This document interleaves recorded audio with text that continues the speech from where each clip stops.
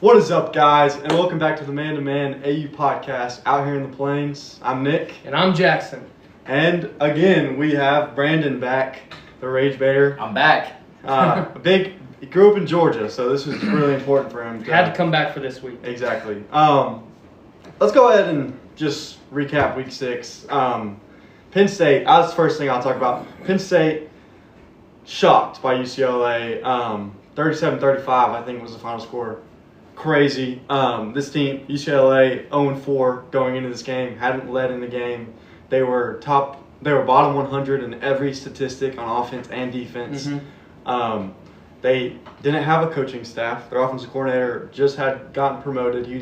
I don't know what he was before, but he wasn't the offensive coordinator. Yeah. He hadn't used a headset in a game before. That was his first time using a headset. He forgot to call a play on one of the drives. But when you're Penn State, you let them go out and you just let them score 37 points, and you let Nico Imaliava throw for 4 touchdowns on you, and you let them control. You let them go up 27-7 at half.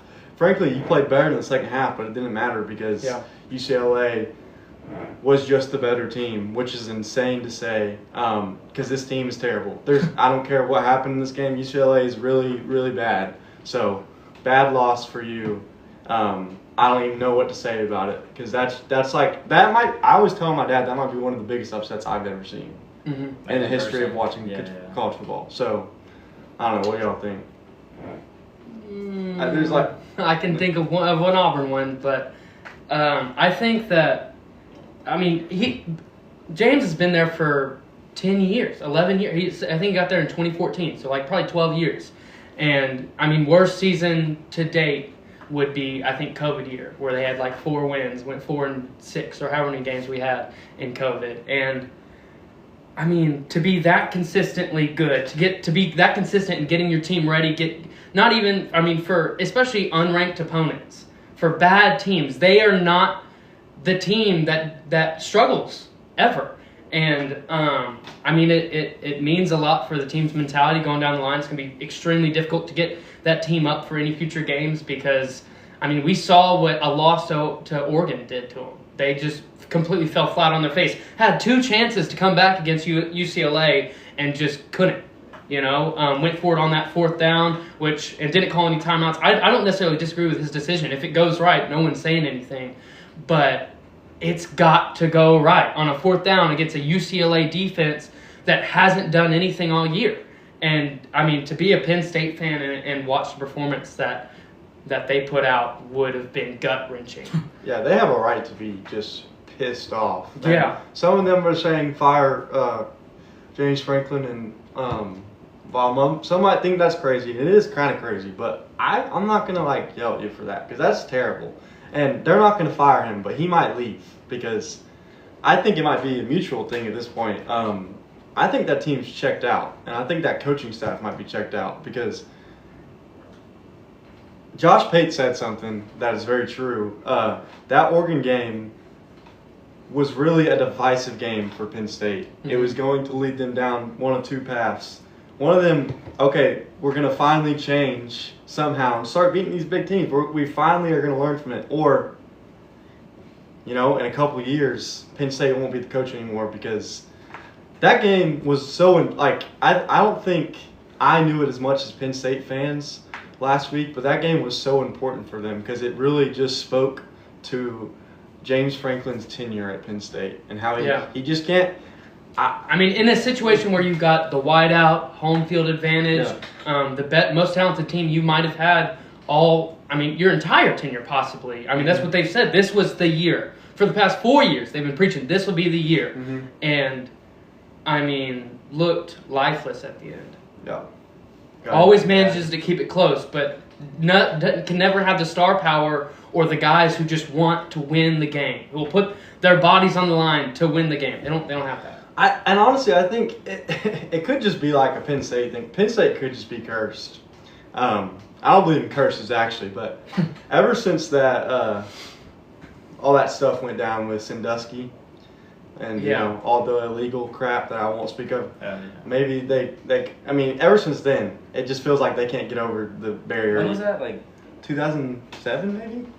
Yeah. Or maybe it was late 90s. I can't remember. but I think it was early 2000s. The only thing I'll say is, like, I mean, you guys pretty much did everything, but if you haven't seen UCLA's Field Rush, you should go back. All 8 fans made Go it back out and watch there. that, and that's all you need to know. It was wonderful. God, imagine thinking everyone's gonna field rush and then you get arrested. Like, Yeah, you look at your 7 other friends and you're like, guys, they're not coming. They're not coming.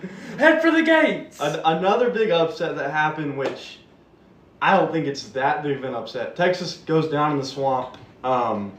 Texas was labeled as a top 10 team. They weren't, but it's still an upset nonetheless. Yeah. Arch Manning had some moments. Otherwise, did not look good at all. Florida found a way on offense finally. They found a stride against a good defense, I would say. So, again, Billy Napier coaching with his back against the wall is impossible to beat, apparently. So, yeah, I told my dad, because I was like, this really just hurts you guys in a way, just like, because you guys are going to keep Billy for longer. And, like, Texas should not, I mean, yeah, it was, like you said, a top 10 team, but not really. they haven't played like a top 10 team at all this year.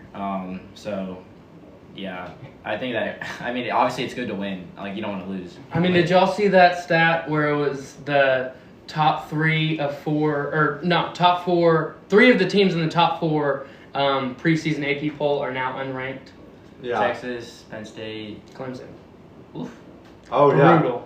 I didn't even think about Clemson, but yeah, number 1 and number 2 are now unranked. And number 4. And that's just, it's crazy. Ridiculous. Yeah. Well, it just proves that preseason polls don't really matter that much.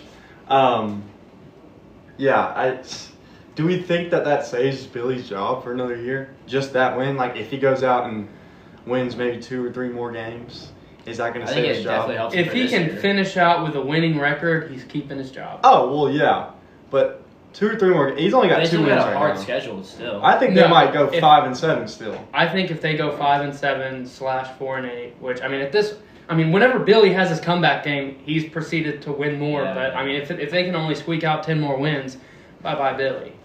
Yeah. All right. It's the same thing if Hugh were to beat Georgia and then proceed to lose out. Yeah. Bye Hugh. You know. Yeah, which would suck because it's like, oh, we beat Georgia. At least we would break the streak. You know. Bama beat Vandy. It was a close game until like halfway through the 4th quarter, but they pulled away. Yeah. I thought it was going to be a little bit more of a beatdown, but they still covered, like I said. So, Bama's good. Vandy's pretty good. So, And that was probably Diego's worst game, and they still looked very competitive throughout it. Still put fear in my heart for whenever we're. if he didn't turn the ball over, what was it, 3 times? They might have won the game. Yeah. So, which I don't know. Honestly, maybe Vandy's just that good, but I don't know how you don't like just kill them after what happened last year. But Miami, I think, is the best team in the country right now. I agree with that. Completely agree. Just the score, if you look at the score, it's 28-22, but it was not that close. It was 28-3 in the 4th quarter. And they sat back. Yeah, and they basically, which I'm not going to say is a good thing, but they knew they were going to win. It was 28-3 in the 4th quarter. So save your players if you have the opportunity to. Yeah, so Miami, not what I expected preseason for me to those words to come out of my mouth. Yeah. But, you all right? Anything else to add from week 6? Other than that, it was kind I'm of. happy Auburn didn't play at this rate. I'm happy they didn't play. Oh, trust me too. I got lucky because of bye week. All right. Let's. In week 6, I went 5-3 and Jaxon went 4-4. And I hit my lock and he didn't. Is that your first time winning it? No. Like actually, is that like this year? Oh, this year, yeah. We've Yeah. tied, but this is the first time winning. All right, let's head to our week 7. We'll start with the lock of the week. My lock is going to be Tennessee minus 11.5 versus Arkansas. We're going to talk about this game next, but I'll just say a little bit. Arkansas just fired their head coach. Tennessee, I just think is too good for them. It's at Tennessee too.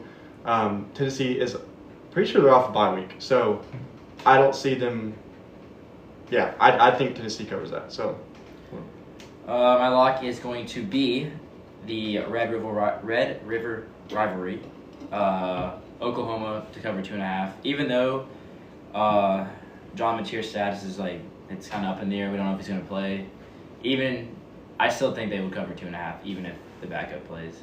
So, Yeah, that'd be a push. I've got Alabama -2.5 against Missouri. We're gonna break this game down further, so I'm not gonna get too into it. But I think momentum plays a big factor here. I'm pretty sure they have home field advantage as well, but we'll break it down further. All right, let's head to Arkansas heading into Neyland, as I was just talking about. Both of these teams are off bye weeks, but having very different seasons. Yes. Arkansas could be a team that just collapses under Coach Frying. I think there's a way better chance that they collapsed rather than light a new fire under them like some teams have in the past. And Tennessee's having pretty good season so far. I think that Mississippi State win looks a little bit less good, but they still played really good against Georgia, and overall, like, there's not much to complain about. They have a good offense, and their defense a little shaky, but they're finding a way to win. Yeah. And I just think Arkansas is in for a long season.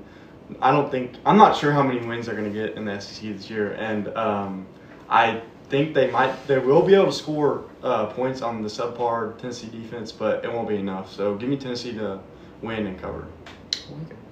Yeah, I mean, I agree. I think Arkansas definitely, after they fired their coach, could come dead last in the SEC. Obviously, it'll be tight with. It's not Mississippi State. Yeah, it'll be close with like Kentucky. Let's hope it's not close with us. God, it might be. But yeah, and Tennessee's. I mean, their offense is good. I saw, like, when they played Georgia, even though they lost, that's all I need to see. That, I mean, they're legit. So I'll take them, and I think they'll cover. Yeah, I mean, add in Bobby Petrino as your interim. I think adds some uncertainty, but also could add energy to a team. He's one of those football guys, and was able to take Arkansas to some pretty high highs at times. The Razorbacks have shown some flashes on offense with Taylon Green, who is dual threat capability is through the roof. Has had some off moments, but I mean, I would take him in a heartbeat. They've got a solid red zone efficiency, and then the big thing that's hurt them is just turnovers and their struggling defense. I think against the pass, it is brutal and has had some major issues. Against Tennessee, that's going to come to fruition. I think Tennessee's entering with one of the best SEC offenses right now, and their defense has been a little shaky at times, but I still think strong enough to hold out. And then Arkansas's better hope that they can figure out some explosive plays to keep it close. I can expect a clash between Tennessee's discipline and Arkansas's sort of unpredictability, because they've had moments, they've had flashes in the pan where they can go down and score quickly. I think just the question is, does Petrino's effect on this defeated Arkansas team have any way to revive it? I think they're better than their last two performances. I think the spirit of this team was just dead, and then sometimes firing a coach can make you rise out of the ashes. We just saw it. We just saw it with UCLA. Rise out of the ashes. A broken, dead team. And UCLA is significantly worse than Arkansas is. And Penn State is up there with Tennessee, in my opinion. But, I mean, questionably right now, but talent-wise, for sure. So there's still some talent on this team. I think this team could still have some fight, but can they do it quick enough to beat Rocky Tops? I don't think so. So give me Tennessee with the cover. Also, note, it is a revenge game. I forgot to say that. That's another reason that I have that as my lock. Florida, let's head to Florida at number 5, Texas A&M. A&M is favored by 7.5 points. Another game where A&M gets it at home, a night game. They're getting really lucky with these scheduling dynamics. But this defense has really woken up. Even when the offense started to struggle, the defense started to level it out. And that's a sign of a really good ball squad, in my opinion. The past 2 games, A&M has been the inverse of the first 3 for them, where high-powered defense that almost made you lose the game. But now it's defense that is unstoppable, or that you can't stop. Or sorry, they're just playing really good, and the offense is kind of leery at some points. Mm-hmm. But they're showing flashes on both sides of the ball, and that's really good. I think right now, and I know this is a hot take, I think this is the best team in the SEC right now. Yeah. They've just looked the most whole. Now, they haven't had a game where both sides are clicking to the max. But if they have that game, I don't know who they can't beat. And I know that's crazy to say because it's Texas 8-4, but I think the culture might be shifting there. But with that being said, we've seen Billy Napier's ability to coach with his back press against the wall. We saw it last week. We saw it last year. He won a big game, and then they went 7-5 when they started really bad. What were they, like 2-4 or something? So, A&M did end up finding an offensive groove Florida ended up finding an offensive groove last week against Texas, and if they can find that there early in A&M, like there's no telling what could happen. Texas A&M could be in big trouble. Like I said, I think A&M's the best team in the SEC, but it's every given week in the SEC, every given Saturday, anything can happen. So I think the big factor in this game is Texas A&M's run defense, which is all of a sudden turning elite. The past 2 games have given up not a lot of rushing yards to 2 good running backs, Jeremiah Cobb and Fluff Bothwell, where they really made them a non-factor. Mm-hmm. And I think Florida has to rely on the run early for them to open up the pass for DJ Lagway. And if they can't get the run going early, they're not going to be able to sustain drives as much as they did against Texas. So I think A&M is going to pull this out based on their defense again, which is crazy. But I think it's a defensive game. A&M pulls it out, and Florida covers. Yeah, I would say I think Florida's win over Texas, they got to use that momentum into this game and they got to start fast. A&M's the pass against Auburn and against who did they just play? Mississippi State. They're offensively they started slow in those games, so they got to obviously come out. They cannot start like that. But I think Florida has a lot of momentum going into this game. I think it'll be close for 3 quarters, and then I think A&M will probably pull away at the end. 7.5. It's a weird line because I think they'll win by like 7. I'll take them to cover. But yeah, A&M to cover. I like it. Yeah, I mean, the Aggies defense has been elite lately, like y'all said, shutting down the run game and thriving on third down, getting those stops. While their offense has found balance, you know, they've had the highs, we've seen the lows, but I'll take either one. You know what I mean? They've had a strong ground attack, efficient quarterback play. Marcel's had some questionable throws. He's not always spot on his deep balls, which can lead to some picks or some questionable spots. But overall, he has played really well.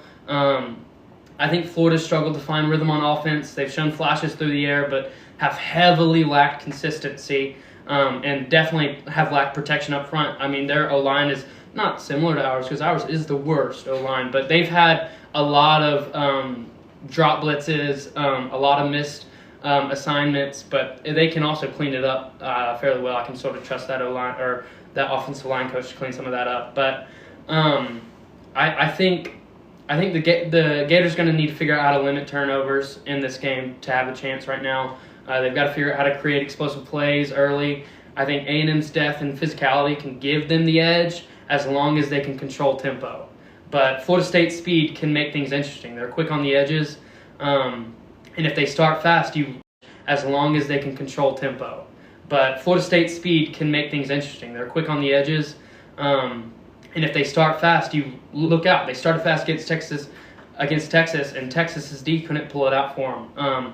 But Florida's speed can make things interesting.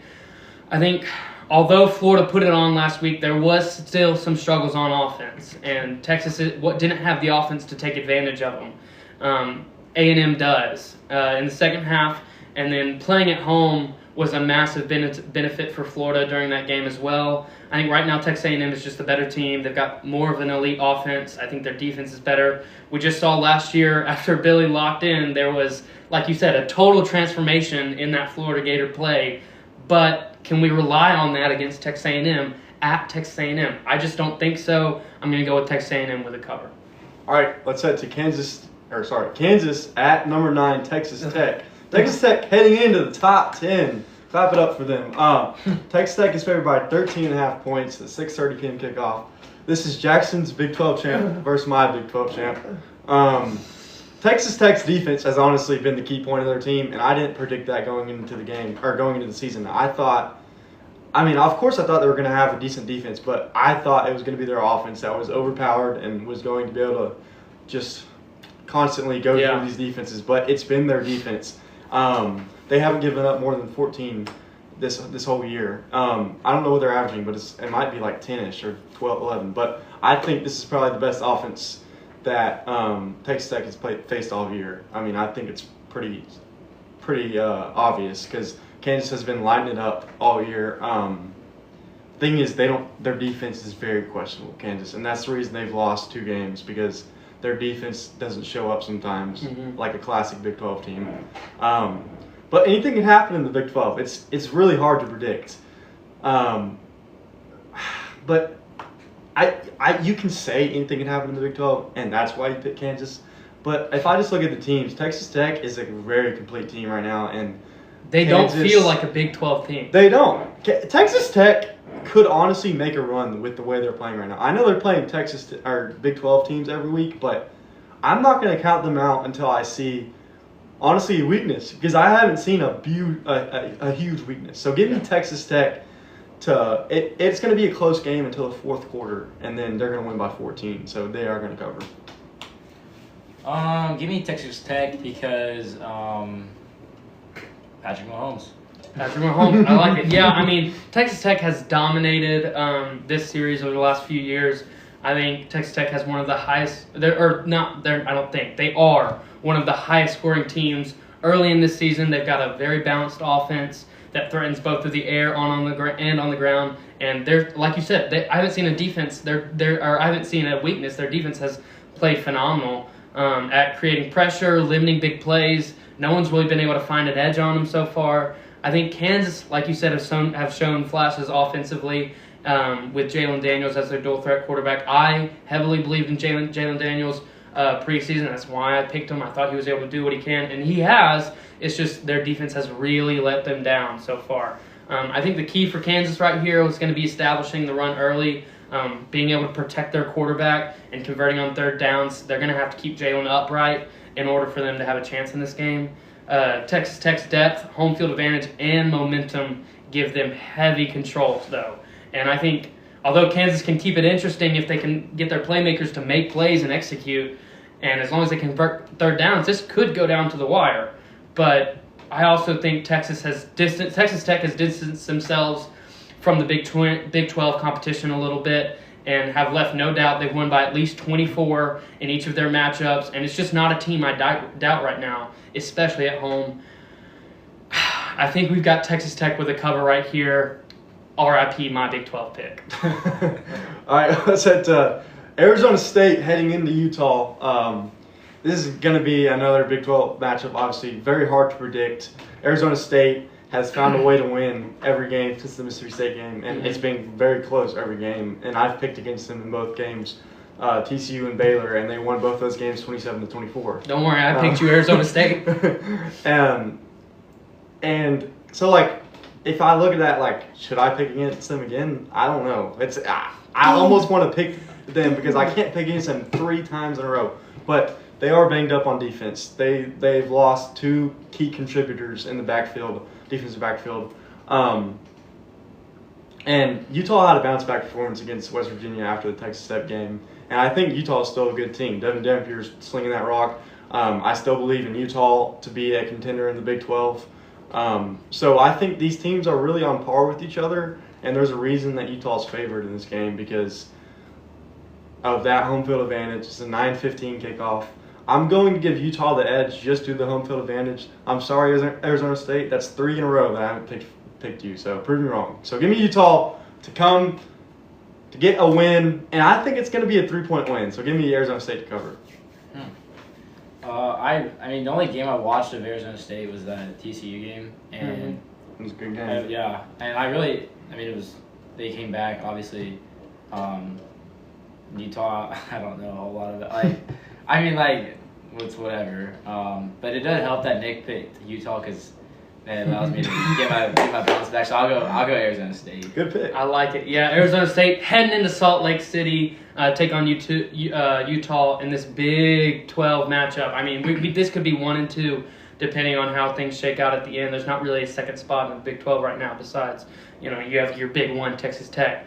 But I mean, Utah's been impressive on both sides of the ball. They've had a balanced offense, productive quarterback, like you said. Dan Depierre has played extremely well. They've got a strong running game. And, I mean, their defense has allowed a few points this season, but have really restricted a good bit. I think Arizona State can counter with their effective passing attack. They've got a strong rushing duo in the backfield, but their defense, like you said, has been inconsistent. They've let up a lot of points, and right now they're coming in weak with some injuries. I think this game will likely hinge on Utah's ability to control the line of scrimmage and limit Arizona State's big plays.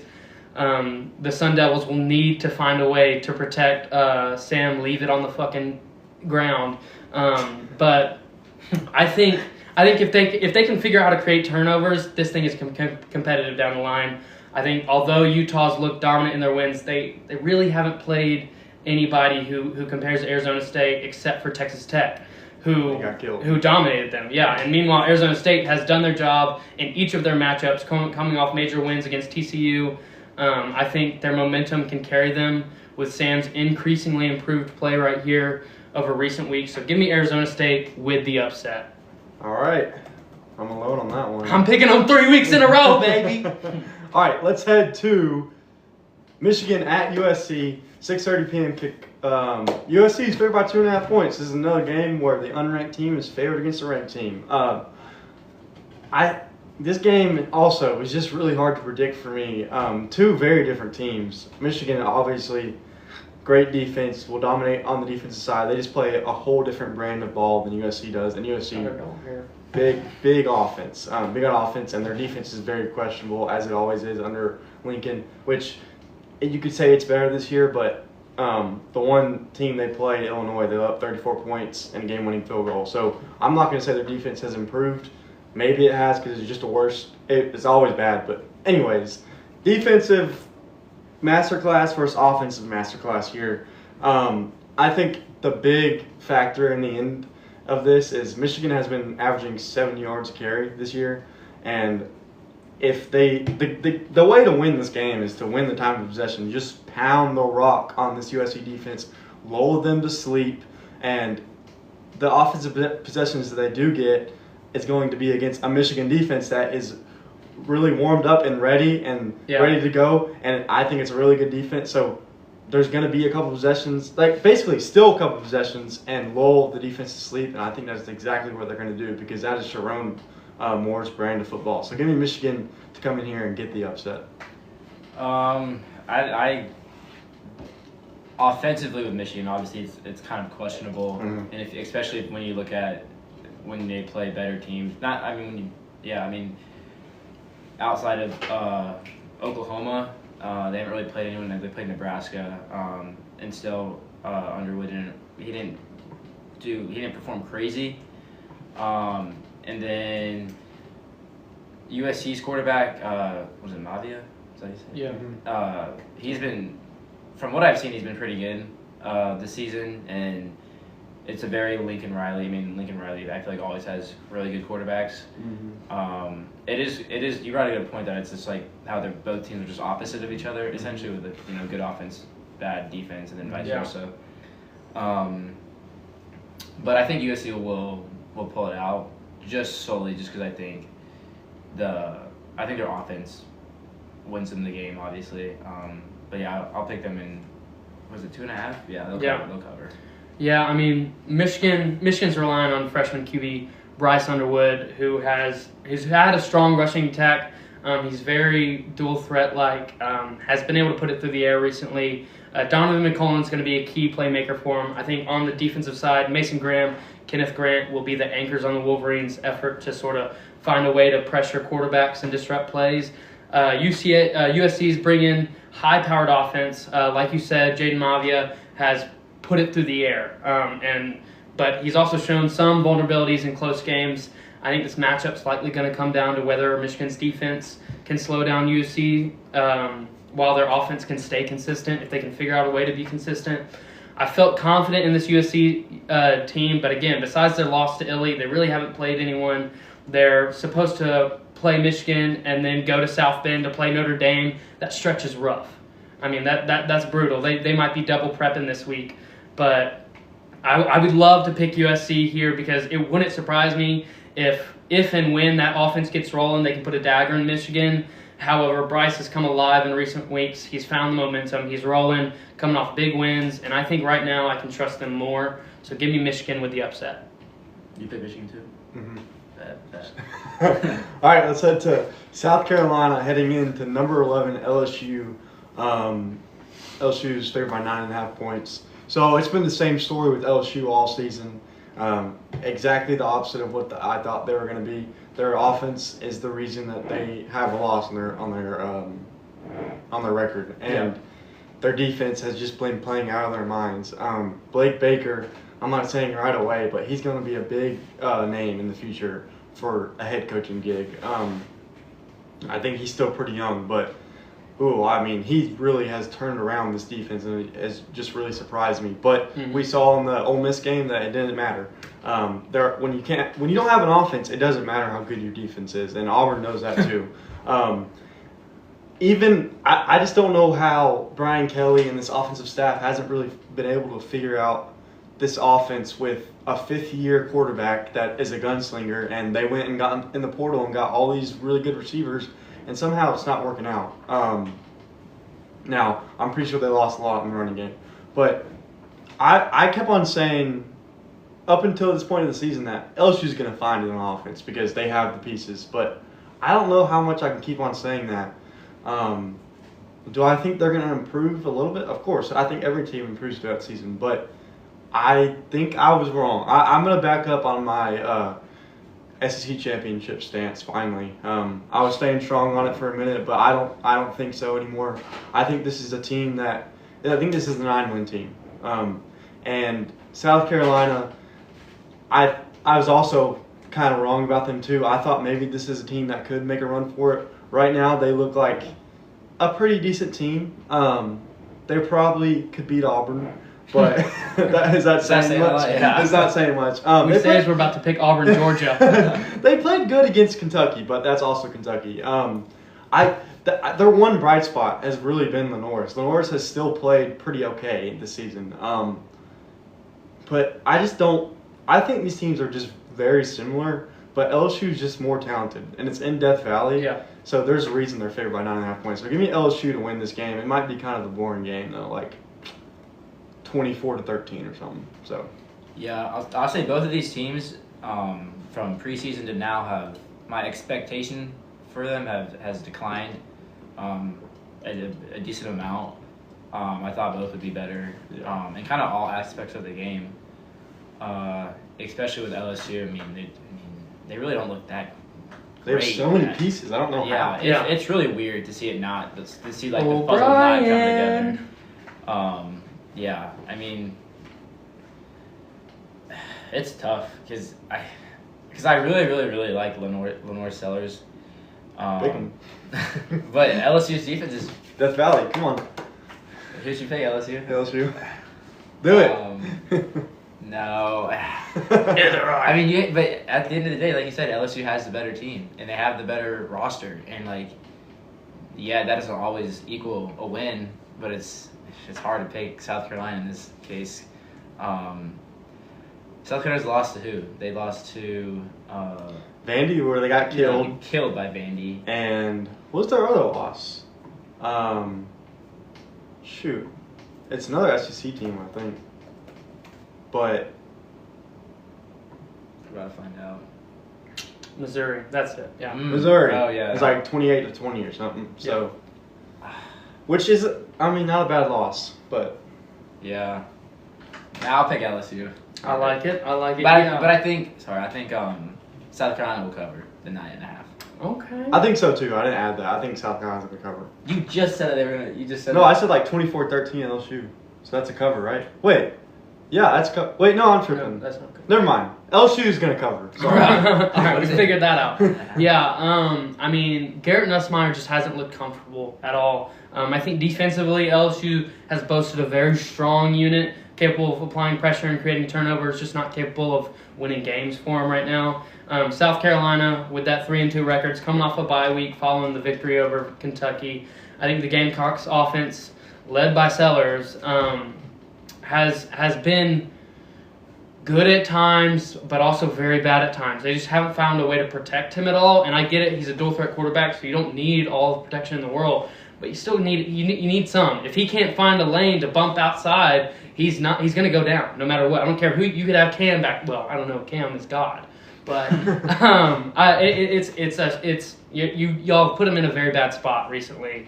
I think defensively, South Carolina is going to have to step up to the challenge. LSU, although they're not world beaters on offense right now, they can figure out a way to put up some points.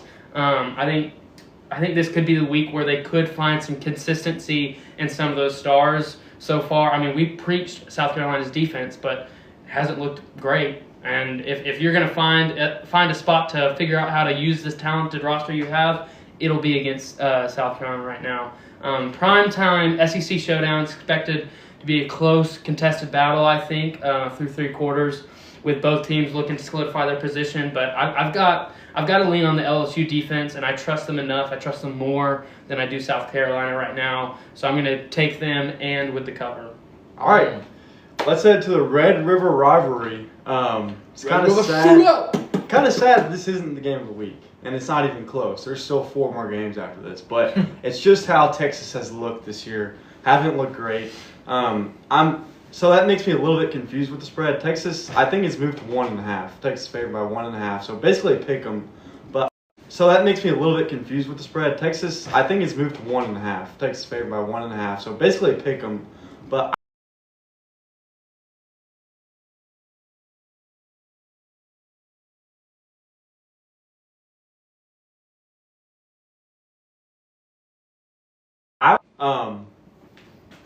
it's the Red River rivalry. This is the most unpredictable game I've watched, and I've been watching college football for 15 years. And this is the game where just throw everything out the window because anything can happen. It's like Alabama, Georgia. Yeah, exactly. So, but like I said, Texas does not look like himself under Arch this year. He had some moments against Florida, like I said, but overall, just doesn't look like a starting SEC caliber quarterback to me. Oklahoma obviously has looked really good this year, and there's a chance Mateer is going to play this game. They're kind of 50-50 on it right now. Reports came out today. I think, honestly, that doesn't matter in the end, who's going to start at quarterback. I think Michael Hawkins is a very serviceable backup, and he's probably going to be the starter next year. I think Mateer is a senior, if I'm not wrong. He put it on us. He came into Jordan Hare and he beat us. So, and they played some no-name team last week, but he played good. The reason that Oklahoma is good, now this is contrary to popular belief, but in my opinion, the reason that Oklahoma is good is not because of John Mateer, it's because of that defense. And that defense is elite, and that's the reason they're going to win this game. There's no way that Arch, from what I've seen, is going to be able to put up good numbers against this elite defense. Yeah. So give me Oklahoma in a close game. I think usually this game's a shootout. I mean, another name for it is the Red River Shootout, but this could be a defensive game. 24-17 Oklahoma is what I got. So I think Oklahoma with the upset. I'll be the first to admit, and Nick kind of called me out on it a couple of days ago, but last year I was the biggest Arch Manning fan, and anytime Quinn Ewers screwed up, I was like, they need to put an Arch. Arch should be the starter. And from the few plays that I saw, I was like, yeah, he's going to be good. He looked good enough. And this year, obviously, he is awful at quarterback. Awful. It's like every time he's throwing a pass, I'm holding my breath because I'm like, there's no way this is going to go good. Even the way it comes out of his hand, exactly, looks weird. It's bad. And Texas losing to Florida. I think they need a lot of help offensively. And like Nick said, the Oklahoma's defense is really good. They killed Auburn defensively in that game. 11 sacks. And I mean, I know it's a rivalry, but I think it could get very ugly. Like I say, ugly in like maybe 2 possessions, but I think Oklahoma will cover. I like it. Yeah, big Red River shootout. I think Oklahoma's boasting a balanced offense with Michael Hawkins Jr. I think they've got a strong enough running game to sort of ease some of the pain that they might experience whenever he puts the ball in the air. But I still think it can be an efficient passing attack with them. They got pretty good wide receivers.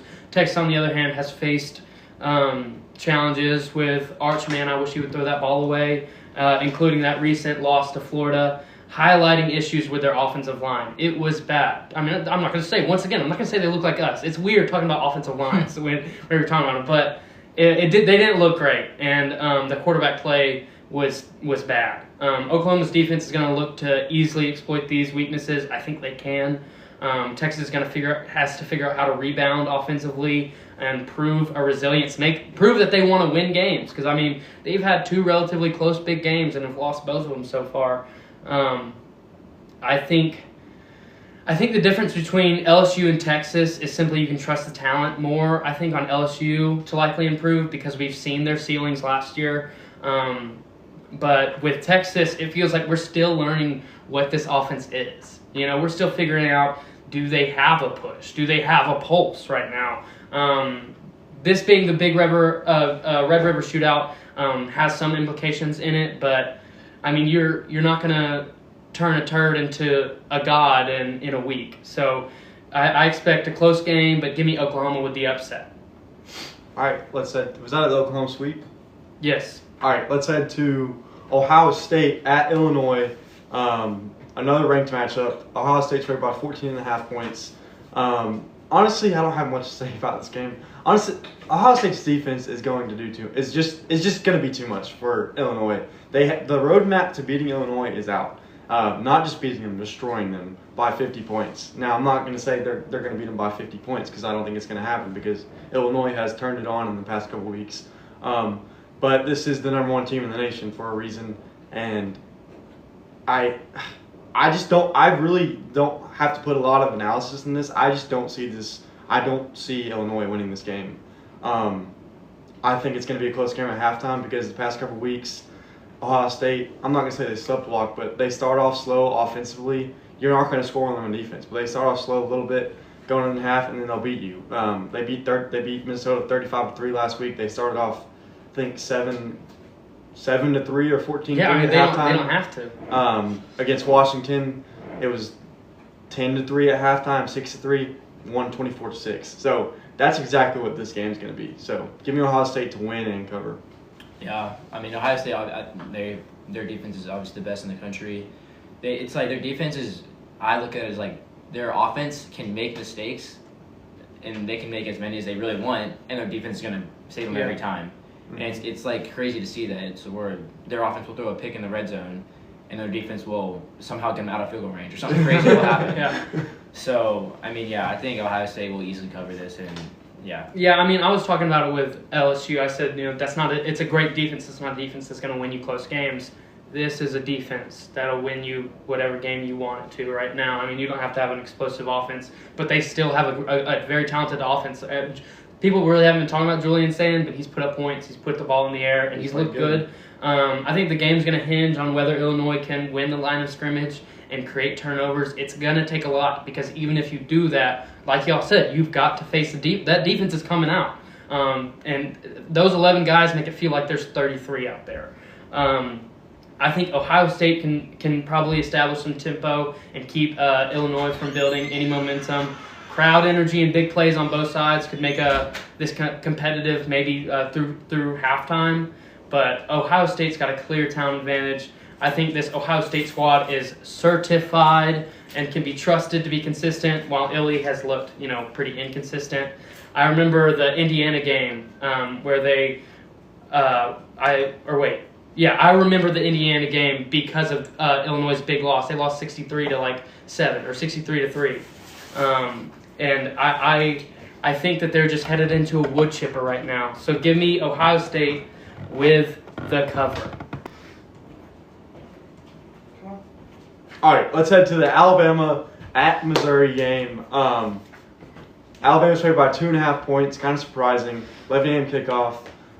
But once you look at it, it makes a little bit of sense. Alabama off of 2 very emotional wins. Obviously, the Georgia game going into Athens, a game that everyone looks forward to every year, especially those Alabama people. And they got up, they got ready, and they showed out. And then you go to Vandy.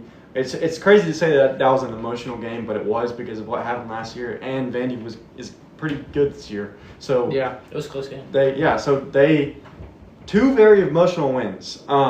So if you look in the past, just last year, look in the past with this Alabama team with Kalen DeBoer's Alabama, they are prone to lose these type of let down, look ahead. I don't even say look ahead. It's kind of a letdown spot. And if it is a letdown spot, if they're coaching it like that, which they're not, but if the players have that mindset, Missouri will win this game. Missouri is a good team.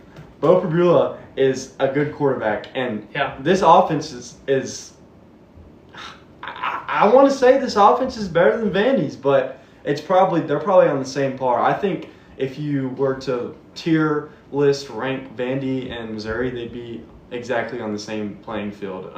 They always are, I feel like. Yeah. Even when they were bad. Even when they're bad. Yeah. When they're both good, they're both bad. So I'm going to call it. I think that this is another Kalen DeBoer game, and I'm not saying Kalen DeBoer's a bad coach, and this is a ranked team, but I just think Bama's schedule is hard. This is their 3rd big game in a row. Are they going to be up for a Missouri team that, hey, in the past 15 years, you chalk up Missouri as a win every year, and this year it's not that. So give me Missouri with the upset. Dang. I don't hate it. I mean, it's 11 o'clock kickoff, so I feel like it could definitely start, or Bama could definitely start slow. The one thing this is kind of off note, but I will say about that Vanderbilt win, the score looked better than it actually was, right? Yeah, it was close. Yeah. And through halfway until the 4th quarter. I mean, they only got that extra touchdown because it was a pick garbage, 6 or a pick. Garbage time but touchdown. I mean, it was down 1. Yeah, and it made me more mad that Ryan Williams his stats he did kind of good. Yeah. Which I hate that. Honestly. Yeah, me too. But it hurts watching Cam. It does. And parallel. But yeah, keep going. Sorry. No, I think Alabama is definitely better. I would say honestly a couple steps better than they were last year. And I think Ty Simpson, honestly, he's impressed me. He's been playing pretty well recently. And I know Missouri, they're a really good football team. And I'm going to pick Alabama, but that's what my gut tells me. Yeah, I like it. I think Missouri's obviously shown flashes on offense with Bo Pribula. I think he's played a lot better than everyone thought he was going to play. I mean, he was in the bottom of my QB list. Me too. And I'm saying it now. Honestly, truth-telling, he was at the bottom along with Joey Aguilar. Me too. So, I mean, gun in my mouth right now. But everybody's was, though. Yeah, I mean, this will be a very stiff test, though. Alabama's physical front 7 is going to be dangerous. I think they've got a disciplined secondary. Not only that, but they've also managed to start cleaning up some of those ridiculous penalties they used to have last year. I mean, the biggest thing, it was nothing for them to come out with 100 yards of penalties. I mean, that no one would scoff at it because that's what they just did. And like you said, last year, anytime they went away from home, it was going to be a letdown spot because somehow Kalen just couldn't get his boys ready. But I do think this team is a little bit better. I think key factor is going to be Missouri's ability to protect their quarterback, try to keep Bo standing upright,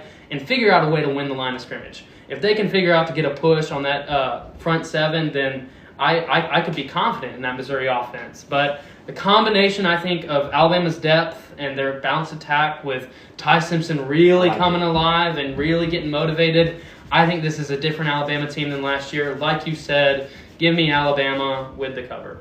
I like it. This is a game that I Sadly. need. I need it. All right, let's head to our game of the week. Game of the week! Number 7, Indiana, heading into number 3, Oregon. Both undefeated teams. Oregon's favored by 7.5 points. Both these teams are off bye weeks, so it kind of cancels out. Yeah. You can't really say, well, this team's off bye weeks, so they'll play better. Well, the other team is too. So I said that really quick. But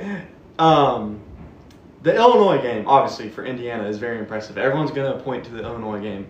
But let's look at the very next week where they really struggled offensively against Iowa. Against an Iowa defense that hasn't looked that good. It's not an Iowa defense. Yeah, it's not. It's not. So I think that game was 20-15. I'm not gonna hate on you that much for it. You found a way to win. That's what good teams do. They find ways to win. I love what Kirk Cignetti's doing there.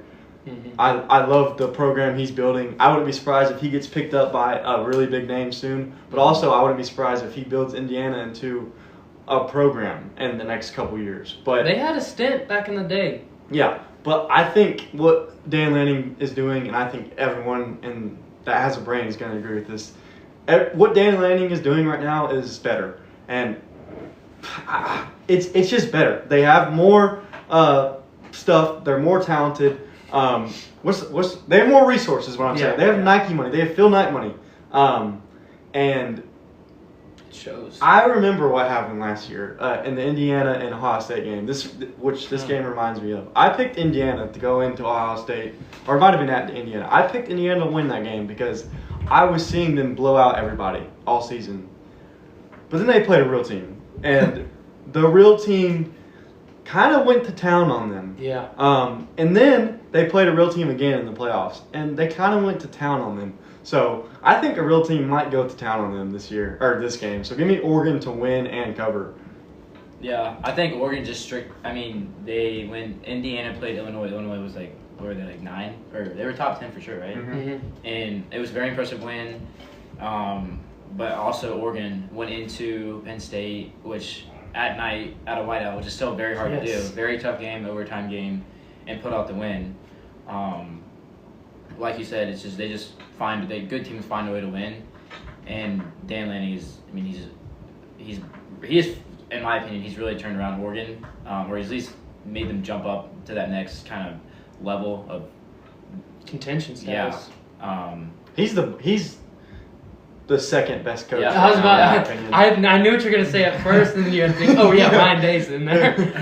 I was so ready to hop on it. But I pick Oregon to cover. Yeah, I mean, Oregon's entering this with one of the top offenses in the country right now. They've got a dynamic rushing attack, and then like everyone knows, efficient passing game with Dante Moore. And their defense has been strong at limiting big plays. That's going to be major against Indiana. I think Indiana's shown that they can compete with a balanced offense, led by their quarterback and playmakers in the run game. But I think their defense is going to be the biggest scare point in this game. They've got to figure out a way to stay disciplined and figure out a way to limit big plays against Oregon. Because I haven't seen really a team limit. I mean, Penn State, who I think has a very talented defense, barring last week, Oregon was still able to find room for those big plays. I think Oregon's capacity to control tempo and exploit Indiana's mismatches and the mistakes they'll make is going to be a major point in this game. This game has the potential to be fast-paced, high-scoring. There could be turnovers in the air right now with Indiana trying to get a push against them because they're going to do whatever they can to win this game. It's going to be. I mean, we could see a dang onside kick in the first half.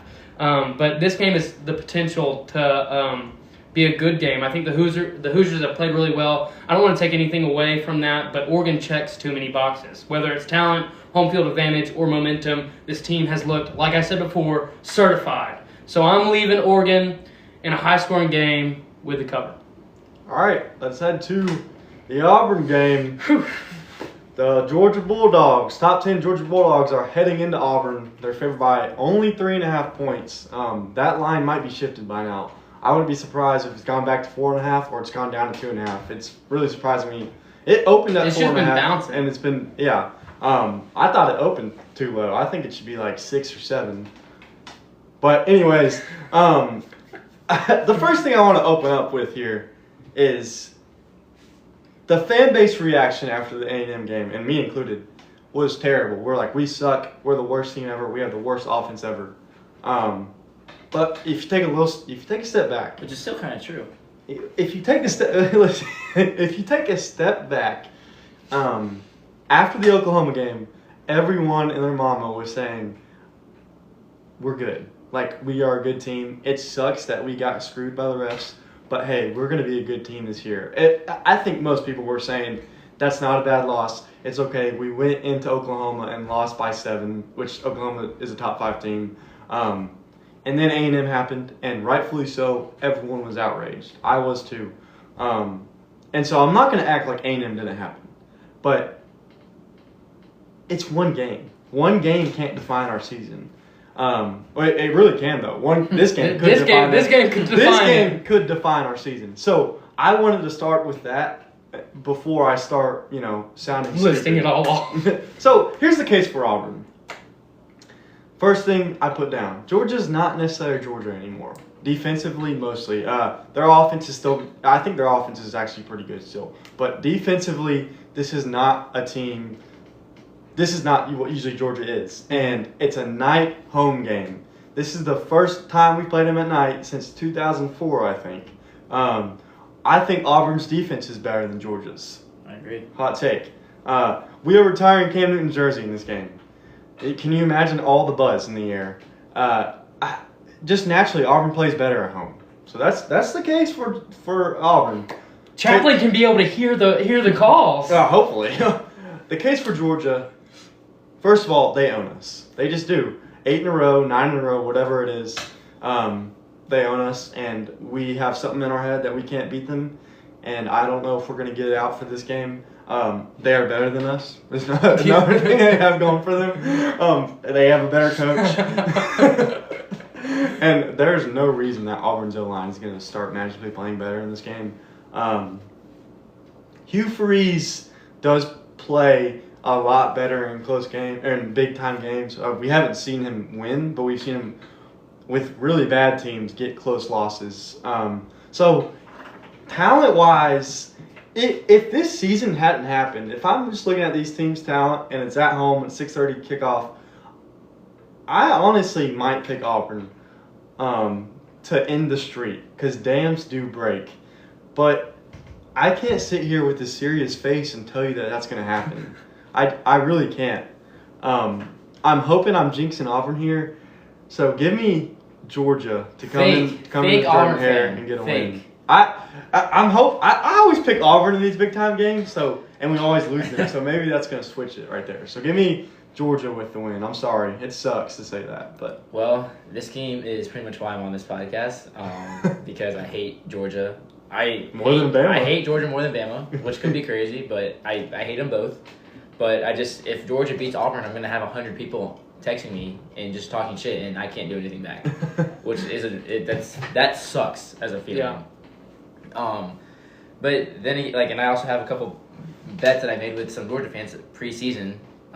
So I mean, obviously got to go with Auburn. I'm picking Auburn to cover, but I will say I think this is I'm sure people say this all the time, but I think this is our year to beat Georgia. It's kind of, which I know is it never. It's said that for 9 years. That's usually that when someone says it, it's just invalid, whatever. But really, like you said, this is not a typical Georgia team that we're used to seeing for the past 5 years. I actually played against Gunnar Stockton in high school, and he killed us. I didn't know that. Yeah, it was 7v7, but he was good. He killed us. Well, he's playing you, so. I actually wasn't on defense. I wasn't on defense.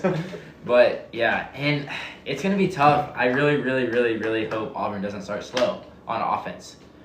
And I think that's the key to the game. And I'm gonna pick Auburn to win, but I can I can see the game going how it kind of always does, where we're just hanging around. I feel like we have no urgency, and we're just kind of down by one possession the entire game, and it just gets so frustrating. And then we end up losing by 14. Yeah. And then I would bet a lot of money that we win the first half. Yeah. I think we're going to have a heartbreaking loss. It's so sad that I have to predict that, but I just see it happening. I've just seen it too many times. I think Georgia might win on a game-winning field goal. So that would kill me. Yeah. Yeah, the Bulldogs are entering with one of the nation's top offenses right now. If you don't think so, you haven't watched games right now. They've combined a powerful rushing attack with a really good passing attack, which I don't think anyone really saw coming out of Gunner, especially they don't have a great wide receiver core, but they're putting it on right now. And their defense has excelled at creating turnovers, not necessarily getting stops, though. So there's some room in there for error. I think Auburn coming off a bye week with the home field advantage and the magic in Jordan-Hare Stadium, especially mid-season magic in Jordan-Hare, it goes crazy. At night, it gives us a little bit of an advantage right there. I think Auburn has shown flashes this season. We saw it against Oklahoma in some plays. We saw it against Baylor, obviously. But our defense will face a stiff test against Georgia's balanced attack. I think the key factors in this is going to be Auburn's ability to slow the Bulldogs' tempo and sort of find ways to generate turnovers, whether it's interceptions through Gunner or forcing fumbles. I think Georgia's going to aim to control the line of scrimmage like they have before and dictate the pace, like we've seen against Auburn versus Georgia every single year. This promises to be a physical, hard-fought game, though. And execution on big plays could decide the outcome, which is good for us because that's the only thing that we can do sometimes. Does Auburn have the gas? We know they've got the performance parts on the car, but without a driver, are we dead out of light? That's my illusion for this team right now. I could tell you right now, there's a way. I mean, we had a bye week. There's a way if we figure out, hey, we're going to run this ball 20 times. We're going to run this ball 30 times. Okay, whatever happens, happens. If I watch that, I'm fine. Okay? I'll watch us lose a running game as long as we change something. You know, Xavier, we're finally at home, so maybe he can hear magically, because apparently God's deaf. We haven't figured it out. Finally, we're back home. And I think coming back home we're about to do it. Is key for this team. I think it's key for this team if we can figure out, hey, Hugh, I'm only calling run plays and deep balls. That's it. I'd be happy, and there's a shot because our defense will keep us in the game. But I haven't seen Hugh change yet. I haven't seen him adapt. I haven't seen him do anything that makes me believe that he's not a stubborn blockhead who's going to keep telling Jaxon to drop back every play. I guarantee you, first play, we're going to see Jaxon drop back. We're going to watch that little running back run out for a route. We're going to watch the tight end run out for a route. And we're going to watch 4 defensive linemen swallow him up, sadly. So give me Georgia to cover. I would put all my money that Auburn's first possession on offense is a 3 and out. Yeah. All of my money on it. That's it. All right, so you picked Auburn, right? Me, yeah. All right, so for the people that have stayed this long in the podcast, and I'm sure it's a lot of people, right? But Wink. I got a question for you because there's a little debate going around in the friend group, which I don't understand why it's even a debate.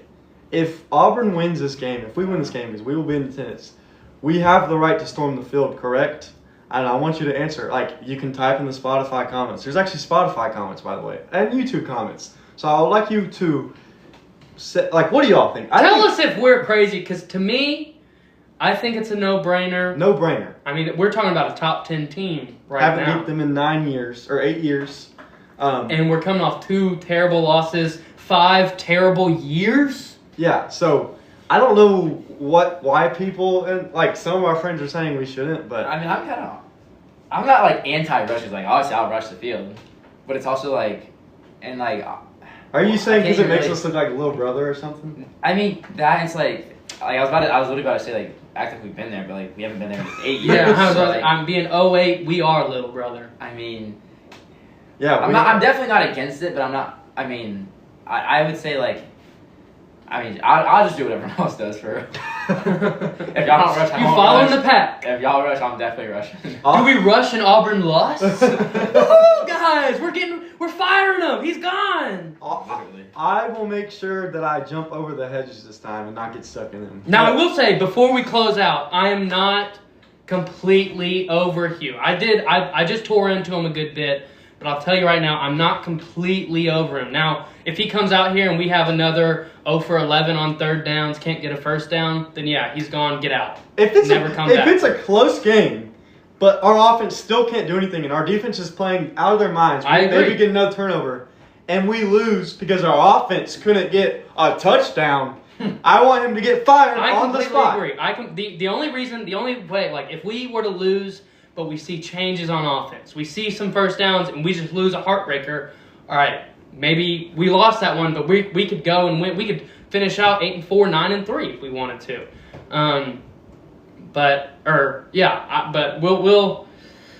I don't know if he's willing to make the changes, but I'm not completely sold yet. All right, well, we'll definitely see, and if we storm the field, we'll show y'all. But yeah, we'll see y'all next week. War Eagle. War Eagle.